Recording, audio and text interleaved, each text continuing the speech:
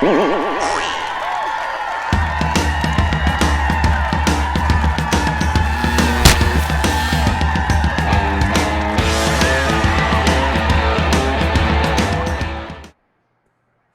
everybody. Welcome to another Comic Source Comic Boom collaboration. Time for Spawn Daily.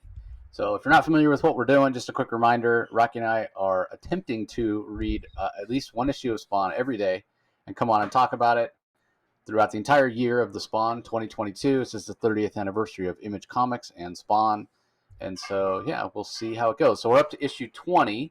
Let me give the credits real fast. We talked about the first part of this story. Showtime, it's called. The story is written by Tom Orzechowski and Andrew Grossberg. Greg Capullo is the penciler. Todd McFarlane and Mark Pennington handle the inks on this particular issue. Letters by Tom Orzechowski, colors by Steve Olaf. We had a lot of fun with the first part of this story, but there were times where it felt a little clumsy. But that's to be understood because, as we talked about at length last time, Tom Orzechowski and Andrew Grossberg have never written a comic before. Yeah. So if the pacing or something seems like it's not quite up to speed, that possibly could be why. But for the most part, no technical complaints about the comic at all. But yeah, you could see a little bit of growing pains, and especially, as we talked about before, in comparison to the 3-issue Grant Morrison arc that we just came off of. So, yeah, I thought this ended up being a pretty fun story overall. What do you think, Rocky? I actually enjoyed this.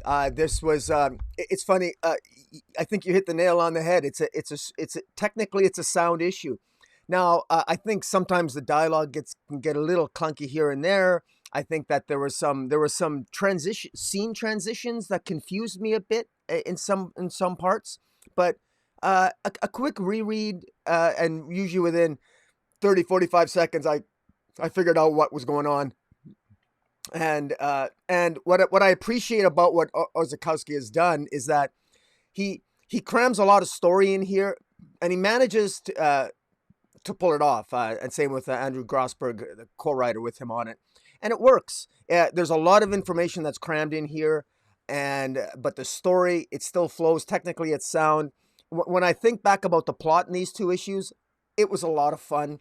There's again, I thought that there's a lot of absurd things that we'll talk about, like absurd plot points, and the verisimilitude is a little bit difficult to. It's kind of hard to maybe fully appreciate, but there's almost kind of a craziness to the story and the events that happen and how they progress, and we'll get into it. But I had a lot of fun, and I'm gonna really enjoy.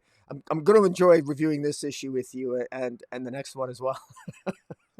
Yeah, the level of zaniness, I guess, has been raised a little bit, which is fun because you don't want the comic to take itself too seriously, and the lack of subtlety, like we talked about before, certainly could lend itself to that. So this issue starts off, and we've got Spawn in a chauffeur outfit, driving a flying Rolls Royce, an old one from the 30s, and pretty soon we're gonna have to say the 1930s because we're gonna be in 2030, which just blows my mind. But anyway, yeah. So Harry Houdini is saying, my demonic friend, so many things to teach you about magic, and Spawn's kind of like, how are we in a flying car?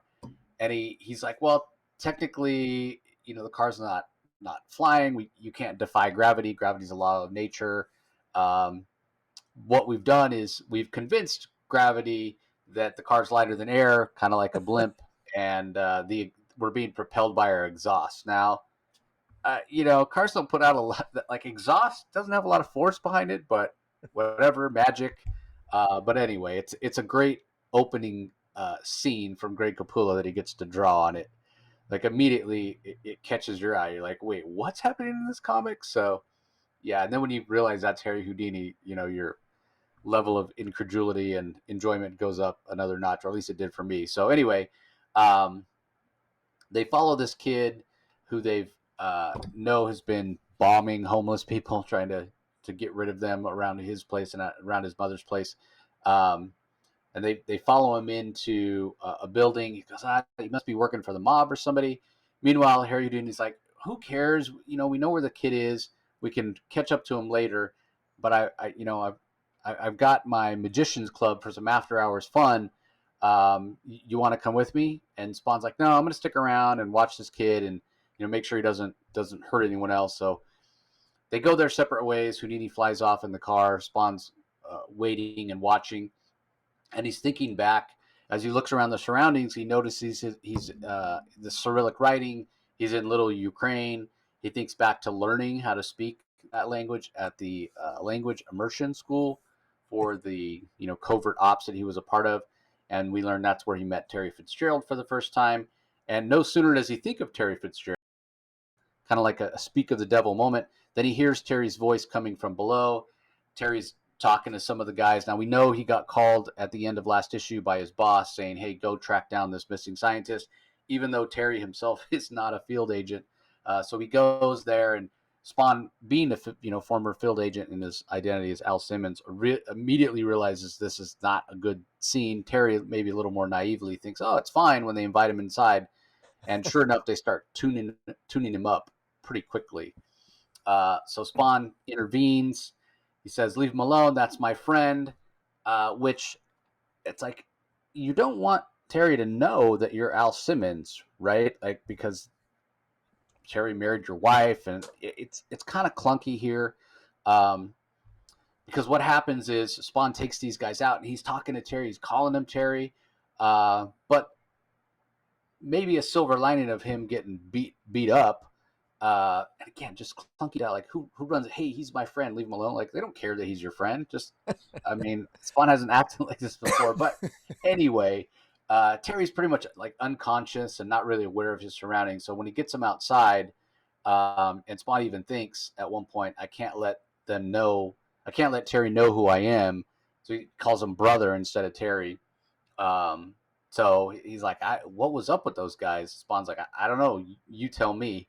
And he's like, you might want to be more careful. And he kind of just leaves.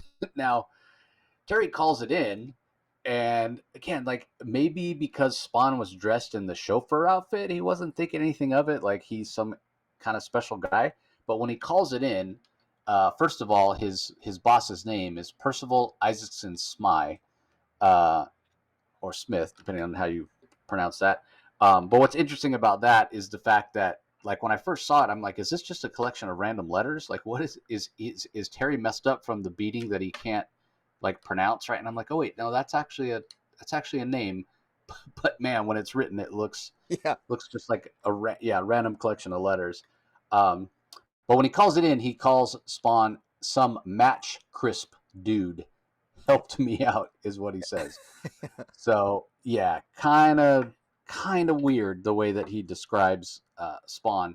Now, on that same page, on the left hand side there, we get the three talking heads that we've seen many times, and I don't know why entertainment television would be reporting on the fact that some Eastern European scientists have showed up to the U.S., even if they did, as he says it, do some undignified carousing.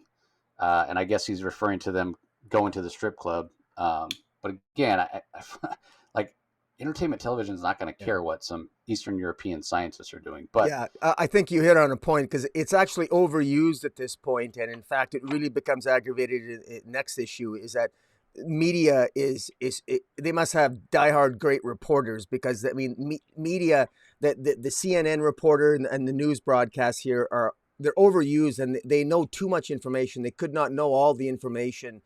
It just seems very, very convenient. I mean, the leaks that must have occurred at the CIA and FBI levels in order to make the news aware of even half of 10% of what the media seems to know here. It's very hard to believe, but again, it's just obviously it's a narrative tool just to get the reader up to date and sort of like spoon feed us the information in case we haven't been able to put together what's happening so far.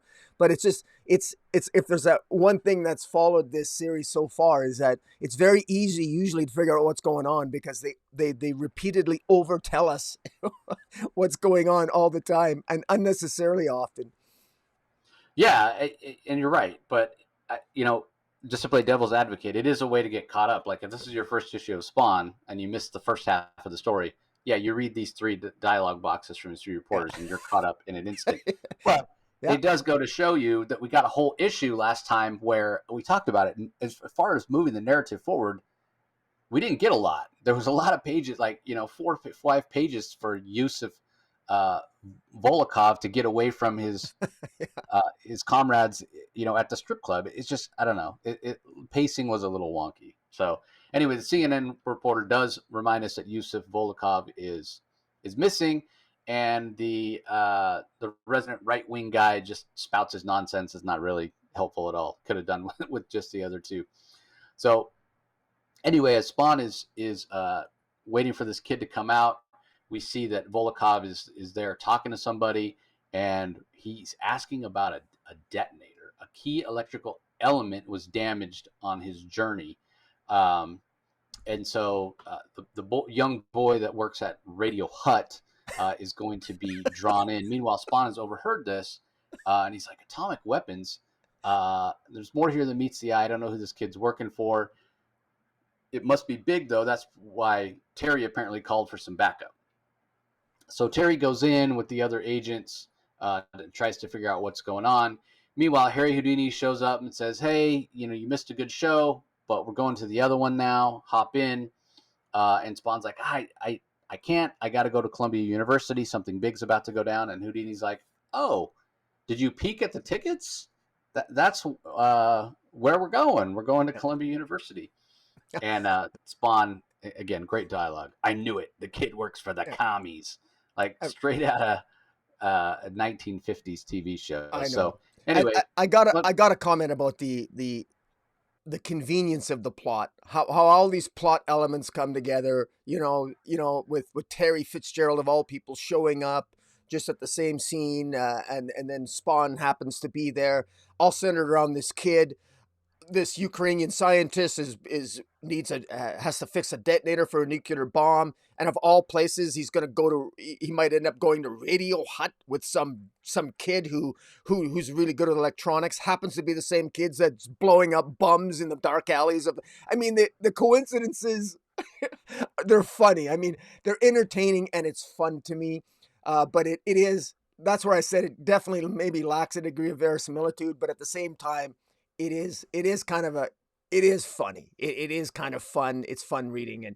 But I mean, just as I'm reading along here, it's kind of hard for me not to just sort of shake my head and smile, but it keeps me engaged. It keeps me engaged as you continue to tell the story here. yeah, I felt the same way, and I could have bought into it and thinking, okay, they're Eastern European. They go to little Ukraine. It's not that big. Maybe the kid, it could have been handled a little bit better. But the other aspect of it that pushes it too far for me is the fact that the kid's blown up, had blown up Spawn. I mean, that's the thing that really pushes it. Like, really? Yeah. So anyway, Terry and the agents arrive at Columbia University, and they're asking questions. And I want to point out, they go to ask this, what looks to be a security guard, I guess. What's Volkov speaking about? And he says, demonstration of an atomic detonator. And that immediately sets off alarm bells for Terry Fitzgerald. He's like, well, what do you mean demonstration of an atomic detonator? But what I want to point out is the security guard himself. Yeah. That security guard, the way he's drawn, that's 100% Peter David. Like I think it's one page before that. If you scroll back up, wait, maybe two pages. Yeah, right there. That security guard right there on that page is 100% Peter David, circa 1993, 94, whatever. So if you're curious, just do a search for Peter David headshot or whatever. He doesn't look like that anymore because he doesn't have the mustache anymore. Or at least he didn't last time I talked to him. But that's 100% Peter David from that era, which I found to be hilarious. Because remember, Todd McFarlane drew Hulk for a good long while, and that Peter David was the writer on it. So anyway, scene then shifts back to Radio Hut. Volokov is there. The kid that we've seen throughout the story is fixing the detonator. And soon enough, Volkov shows up at Columbia. He's going to demonstrate the detonator, how the atomic bomb works, but we find out what he actually smuggled in last issue that the custom agents didn't really pay any attention to was just enough plutonium for a bomb which could level a good-sized section of the city, such as New York City. Now, despite the fact this guy's from a very poor country, he was at one point, that country was at one point part of the USSR, Soviet Union, which the collapse was only less than 5 years previous when this comic came out. He worked in the government program. I guess he could have gotten his hands on some plutonium, but it's one more thing we're asked to kind of stretch our belief on, because the Soviets kept that stuff locked down pretty well. But maybe in the collapse, when things were going sideways, nobody was watching, he was able to get a little bit of plutonium. He sticks it in the bomb, and he says the atomic bomb is primed. So now, instead of my lecture, I'm going to present you my demands. Ukraine has languished in poverty, while her cousin Russia has gained all the attention and the help from the world. And so now you and your government shall loan my Ukraine $1.5 billion, $1 billion per kiloton of my device here. So it's a 1.5 kiloton device, which, yeah, that's going to pretty much level New York City. But what's also interesting, and a sign of the times, is the fact that he's only asking for $1.5 billion to restore a country. It, Today that number would be in the yeah. trillions, right? It's hard not to think of Austin Powers. That scene. I want Of Doctor $1 Evil. million. $1 million. It's Yeah. just, the only thing Like, missing is the pinky finger in the mouth. yeah. Yeah, exactly. So the agents that are with Terry draw their guns. So does Terry. So Terry Fitzgerald, despite not being an agent, a field agent, has a gun. Maybe the other field agents gave him one after he got his butt kicked. Harry Houdini pulls out a gun as well. And Spawn, again, great dialogue. Guns! Commies with guns! And Houdini, it's a great, again, great rendering, great depiction of Houdini from Capullo. He says, and a sorcerer with a bigger gun, he pulls out this giant, just jackhammer of a gun, looks like straight out of Dirty Harry, with a long barrel. Meanwhile, all the demons or whatever the creatures are, the magical creatures in the overlap, are like, okay, great, now we're gonna be able to test our new experiment. Spawn, the hell spawn is there, the bomb is there. We'll find out what happens to a hell creature with atomic bombardment. So yeah, this is great. They're excited. So the kid, which I didn't even know the kid went, but apparently the kid showed up as well, and so they use him as a hostage. Some of Volkov's men grab him, pull him out from behind, like the wings of the stage, and put him on stage with a gun to his head, saying, "Hey, put your guns down, otherwise we're gonna hurt you, or hurt this kid." And one of the goons even fires at Terry Fitzgerald. Spawn, immediately reacts. No, jumps in front, takes a couple bullets to the chest and one in the face, which that's going to be important later. We'll talk about that, because yeah, there's stuff there. But anyway, once the guns start going off, a bunch of people run for the exits, and Volkov's thinking, man, this could have been so simple. I guess I'll start the timer, and he hits the button, and sure enough, the timer. Now remember, this is the timer, the detonator that the kid repaired. And so he yells through the microphone, "I've started the timer, everybody stop firing, this is going to be the end." So everybody kind of calms down, and he says, "Okay, I'll return your lives to you now." And he hits the button to stop the timer, but it doesn't stop. So apparently the kid wasn't quite as good with electronics as he thought he was. So Houdini... This is a shocking moment for me, because I can't. I mean, this is totally shocking. I mean, he got this detonator fixed by a kid at Radio Hack or Radio Hut. Yeah. I mean, of course Yep. it's gonna. How can it not work? I mean, he went to such a high quality institution to get this detonator fixed. I mean, I'm stunned. Yeah, that's a fair point for sure.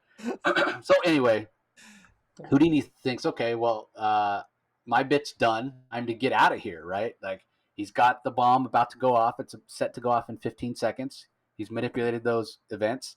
He's manipulated events so that Spawn is there. So he hits a little button on his wristband, which is supposed to teleport him out of there, I'm assuming. And instead, it just kind of goes on the fritz, and we see little sparks of electricity shoot out of it. And he realizes he's been set up. He's like, those schmucks, they've shut me out again. You know what? It's time I gave them a piece of my mind. And so he concentrates. And he thinks of where he is. He's like, this is just another trap. I just got to find my pathway. I just got to visualize, figure out how I'm going to get out of this. And all the while, the timer's ticking down, and all the guys in the overlap are like, this is the moment, to think here. We feared Houdini's revolution talk, and like he was going to take over, he would outsmart us. Like, this is great. Like, we're running the experiment, and not only do we get the answer to the questions we want, but we're also taking out Houdini, who who has admitted, he himself has admitted that he likes to pull practical jokes on these guys and pranks and be an annoyance to the guys in the overlap. So when the blast goes off, and it's again great scene, great page layout from Capullo. Houdini he's like concentrate, focus, transmit the blast, and what he manages to do is he manages to send the blast. He transports the blast. He teleports the blast to the overlap. So when all is said and done, everybody at Columbia just sees a flash and then nothing. Like nothing happens. They're not hurt. They're not harmed. Um, but Houdini is missing as well. And Spawn picks up his cloak and he says, he got fried. Damn, I had so much to still learn from Houdini. If it really was Houdini, Spawn has his doubts, and everybody else who was there is wondering, what happened. Apparently, there was a Geiger counter down the hall that went off just for a moment, and then went completely silent, even to the point that background radiation levels were flat, which doesn't happen. There's always a little bit of background radiation going on. That's just life in our galaxy. Um, and so Volokov is arrested. The kid is arrested, and witnesses talk about the fact that there was this brief flash and then everything disappeared. So they're trying to figure out what's going on. White part of the stage is blackened. Spawn sneaks out the back, and everything is hunky dory, right? Everything is sort of resolved. So Spawn goes to leave, and he starts thinking about some of the things that Houdini taught him, like leaving the car, making it invisible, just concentrate, use the costume, not his own powers, the costume to rearrange the photons, make the car appear, and it actually works. So he's like, great, I'll be able to get out of here. But there's no key. So once again, he uses his powers. I'll just manifest the key. He does. And as soon as he does, that was sort of the last test, and maybe also in a way Houdini playing a prank on Spawn. As soon as he manifests the key, the car disappears, and Spawn falls on his butt. So meanwhile, because there was no actual blast and nothing left of the bomb, they didn't really have any evidence to hold the kid. So the charges are dropped against him, Porsche McNeil. I'm sure all the Ukrainians and Eastern European scientists were either got an offer to defect or were deported. But anyway, Porsche McNeil, the kid, goes back home and he says, "Hey, somebody's been here. What's going on?" And as soon as he walks in, there's a bit of an explosion, but it turns out it's not actually a harmful explosion. Confetti comes raining down. One of the pieces of confetti says, "Don't ever mess with me or my alley again," or the next one takes out you and the whole building, and it's signed Spawn. So I guess Spawn's letting the cat out of the bag, as it were, in terms of no secret identity or what have you.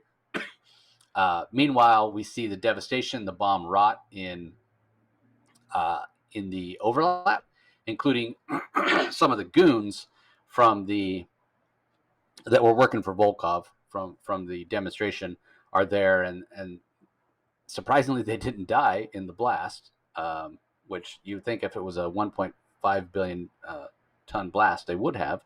But anyway, it doesn't take long before they're attacked by the ne'er-do-wells of the overlap. So I don't know, they maybe would have preferred to have died in the nuclear blast because they're probably going to not enjoy their time there. So meanwhile, we see that Houdini has returned to 1916 as he emerges from a tank of water in a locked footlocker, padlocked, and as they open the padlock up, it's empty, but then he pops up on stage and, hey, look what I did, what have you. So I guess we're to understand, because we saw this sequence of him being lowered into the water when the first part of the story started.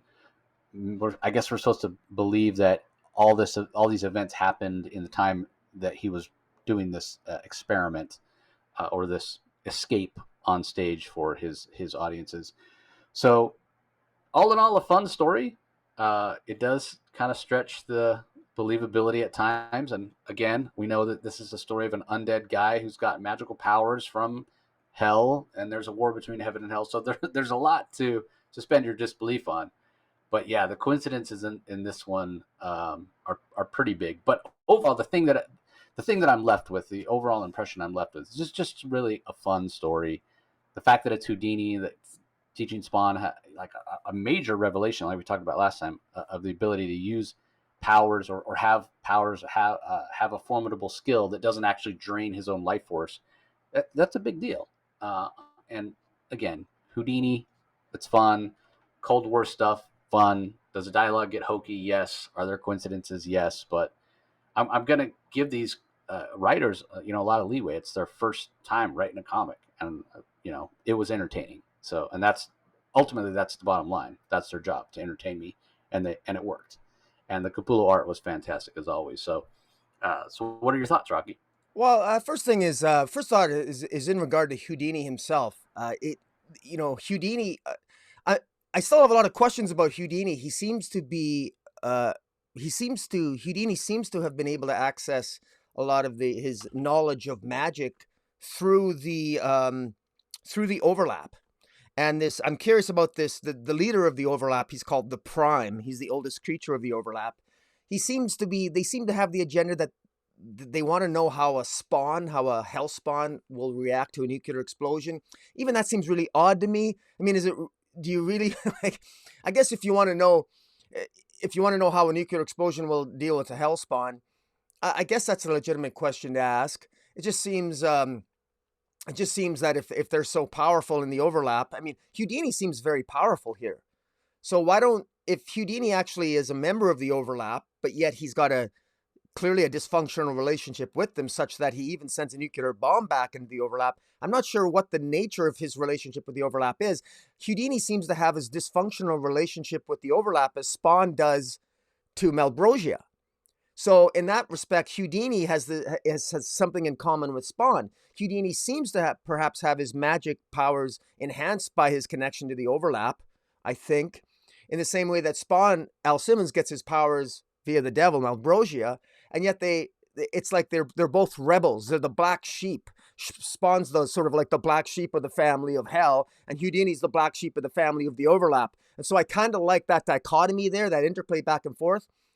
Perhaps a minor criticism of this, and again, I had fun with this story, so I am nitpicking on this, but a minor criticism might be that I think Houdini maybe comes across as, I would say, maybe a little bit too powerful here. It was Houdini here that really saved the day. I thought it was a little bit Duke Machina, how he's like, I mean, even at the end, that the lack of nuance. I mean, Houdini didn't just win the day. He not only eliminated the bomb, he absorbed all the radiation. I mean, they really need to make the point that he just, I would have liked to have seen some consequence of the nuclear explosion. I mean, he didn't, it was just extraordinary. The degree of success that he had was really kind of, I think, over the top. Also, apparently U.S. customs back in the early 90s were really bad. This is definitely pre 9/11, because these scientists from the Ukraine could easily smuggle in a nuclear weapon. And didn't have a problem. And apparently universities, you can go to a university and ask to give a lecture on nuclear bombs, and they won't ask, and you're allowed to bring, they don't vet you to make sure you're not actually bringing a nuclear bomb to the presentation. So there's a couple of things that make my heart go, I don't think that would happen that way. But again, this builds on the mythology, and that's what I really like about it. I like this Houdini. I like the fact that apparently he can, I didn't think that he was actually existing in 1916 as well. But yet he actually, as you said, it was interesting to learn at the end that he was actually, he can travel through time and space. I thought, for some reason, I assumed wrongly that Houdini was just immortal, that he didn't die, and that he obviously escaped death. But maybe I guess he didn't. He's living in his own time frame. He just happens to be able to time travel to different points in time and save and help people. So, that's interesting. So I'm not sure so now we've got the agents of the hell, we got the agents of heaven with the agent satellite, and we've got this overlap, which is a place of magic, and we've got all these agents of hell and agents of heaven and agents of the overlap, and we got now Houdini on where we've had Jason Wynn, anti-Spawn, Spawn, L. Simmons, and now as an agent of the overlap, we have Houdini. So we've got soldiers from all these different areas taking shape here. And again, this is just issue 20. So, Yeah, kudos to McFarlane and working with all these different writers. And as you said, even though Ozlowski is maybe a inexperienced writer here, it's only his second kick at the cat because he wrote last issue along with Grosenberg or whatever his name is. Um, so what overall, well done. I had fun with this issue. Yeah, I agree. It was a lot of fun. Um, I wonder how much it, was it Orzakowski's idea? Was it McFarlane's idea? Hey, why don't you take a crack at writing something? Maybe it was Grossberg. I don't know. They don't write anymore. It's just these 2 issues for their comic writing career. But I don't know. Maybe it was so they could get into cons and say that. I mean, he was Orzakowski was already a letterer. Maybe San Diego Comic Con wasn't giving out passes for letterers. I mean, back then I feel like they were letting any pro in. It wasn't a thing back then. Anyway, interesting to speculate on. And we'll talk a little bit about the distribution of this. There's a note in the next issue for something that I'd forgotten that we'll talk about in terms of timing. So, anyway, that's going to do it for this episode. Really fun issue. Hope you guys are all enjoying these daily spawns. So, we want to thank you for joining us as always. Don't forget, if you're listening to the audio only, you can head over and watch us on YouTube on Rocky's channel. Just do a search for Comic Space Boom ! Subscribe to the channel so you don't miss out on any episodes, both Spawn Daily and the other content that Rocky puts out. Like this video, ring the notification bell. All of that really helps out. Conversely, if you're checking us out on YouTube and you want to be sure to not miss any of the other content or interviews that we do on the audio only channel, just go to your favorite podcasting app or platform, Stitcher, Google Play, Spotify, whatever it might be. Do a search for the Comic Source and subscribe there. So once again, we want to thank everybody for joining, and we'll talk to you next time. Catch you later.